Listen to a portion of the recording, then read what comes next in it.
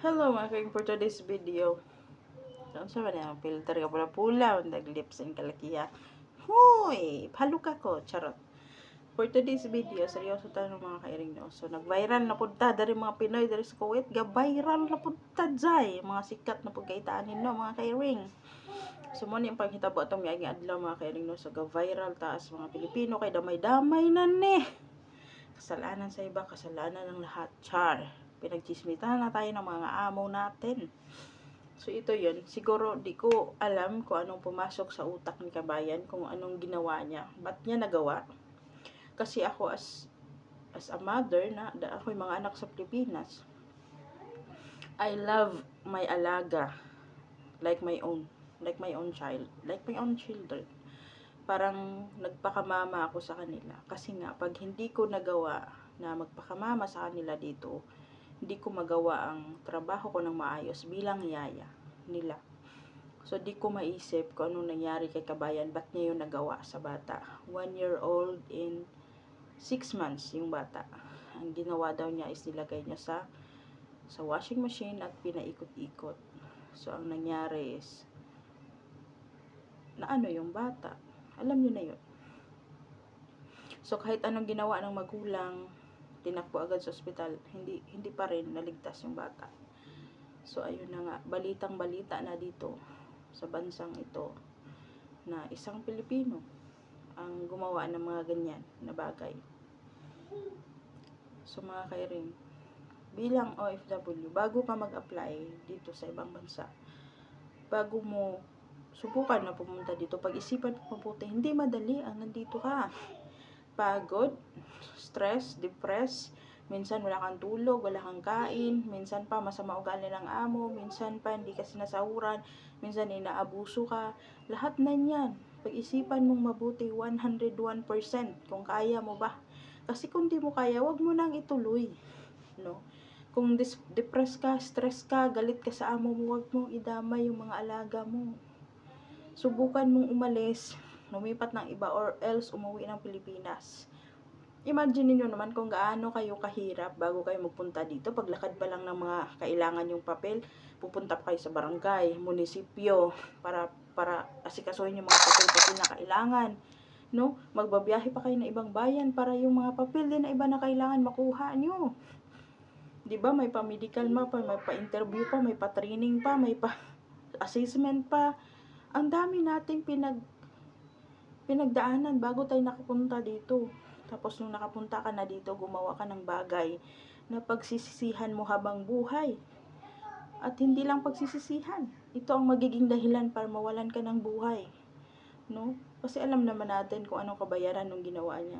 Kahit hindi natin sabihin, obvious na ganun din ang kabayaran ng nagawa niya. I don't know kung anong nangyari kay Kabayan. Hindi ko siya pwedeng husgahan kasi hindi ko alam kung anong mga nangyayari talaga. Pero ang sure ako, mali yung ginawa niya. Kasi kung galit ka, wag kang mangdamay. Wag kang mangdamay ng inosente. Kung galit ka, isipin mo mabuti kung saan ka dadalhin ang galit mo. Tulad ngayon, kahit ano pang pagsisisi ang gagawin mo, di mo na maibabalik yung nawala.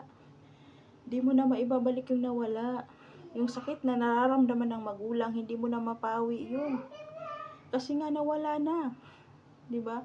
Kaya please kabayan, mga OFW out there, kung saan man kayong banda, saan man kayong dulo ng mundo, please lang, i-try nyo i-relax yung sarili nyo. Umiyak kayo kung may galit kayo, sumigaw kayo, umiyak kayo, kasi yan yung ginagawa ko minsan pag nagtatampo ako. Iyak lang ako ng iyak.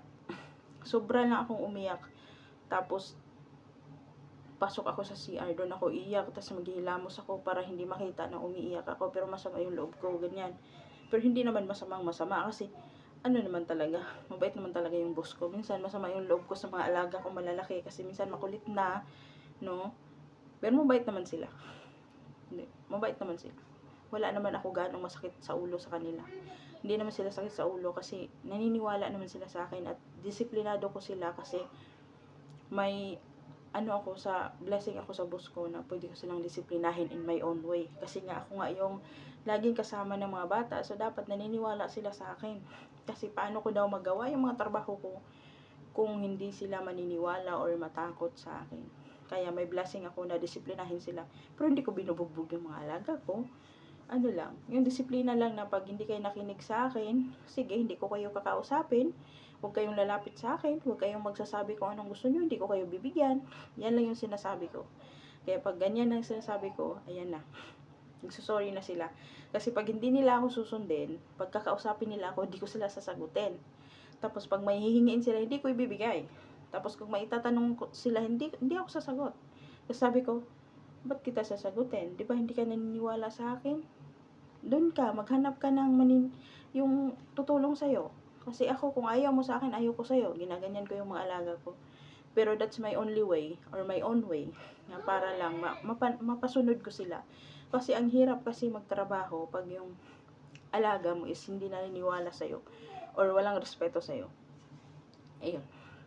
Kaya sana kabayan, saan man kayong dulo ng mundo ngayon, sa ang sulok ng mundo man kayo ngayon, pag-isipan nyo mabuti ang bawat galaw na gagawin nyo. Pag-isipan nyo mabuti ang bawat desisyon na gagawin nyo. Kung galit ka, pahinga ka, relax ka. Pasok ka sa kwarto mo, punta ka sa CR, dun ka, sumigaw ka, umiyak ka, ilabas mo yung sama ng loob mo. Wag na wag mong gagawin ang tulad ng ginawa ni Kabayan. Kahit ano pang gawin ng gobyerno, hindi siya matutulungan. Kasi sobra yung nagawa niya. So, hindi ko na sasabihin, baka mabantay dito or baka ma-restricta dito pag ano sasabihin natin. Basta mali yung ginawa ni Kabayan. Kaya sobrang nag-viral tayo ngayon dito sa bansang to dahil sa ginawa ni Kabayan. Sana wag nating tularan. Ano mang galit natin sa mga boss natin, ano mang tampo natin sa mga boss natin, gaano man sila kasama, wag tayong gagawa ng paraan or gumawa ng mga hakbang na pagsisihan natin habang buhay. At ito yung magiging dahilan para mawalan din tayo ng buhay. Pag-isipan nyo mabuti. Pumunta kayo dito malusog at may pangarap. Tapos hindi na kayo makakauwi na may hininga. Or else, di na talaga makauwi. Baka hindi pa iuwi. Diba? Sobrang sad. I don't know kung ano pumasok kay Kabayan. Pero isa lang ang alam ko, mali. Mali yung ginawa mo. Dinamay mo yung bata. Mali yun. Sana wag nating tularan. Kasi yun ang bagay na kahit anong gawin natin, hindi na natin maibabalik yun. Kahit anong hingi natin ng tawad, hindi mapawi yung sakit ng mga magulang sa ginawa mo sa anak nila. No? Hindi ako basher ng mga kapwa nating Pilipino. Pero sa ganitong paraan, sobrang disappointed ako kasi for the first time, Pinoy. Ang alam ko kasi pag Pinoy tayo, mapagmahal tayo sa alaga. Care natin yung alaga natin, sobrang nating mahal. Ako, hindi ako natutulog pag may sakit yung mga alaga ko. Pag may lagnat sila, hindi ako natutulog. Kasi lagi kong tinitignan, mainit pa ba? Humihinga pa ba? Lagi kong chinecheck sila kung okay pa ba. Kaya sobrang disappointed ako. For 11 years, almost 12 years ako dito sa bansang to. First time. Pinay. Nakakalungkot. Sobra, nakakalungkot. Kaya sana, wag na wag yung tularan. Gumawa kayo ng paraan na makalabas dyan sa lugar na yan. Gawin nyo lahat. Huwag lang kayo gumawa ng mga ganyang paraan na tulad ng ginawa ni Kabayan. Sobrang mali. Sobrang mali. At alam ko pinagsisihan niya na ngayon yon. Alam ko nakakonsensya siya ngayon. Pero hindi na maibabalik yung mga bagay na nagawa niya. Kahit ano pang gawin. Diba? Alam ko hindi rin siya matutulungan ng gobyerno. Walang magagawa. Kahit na sino.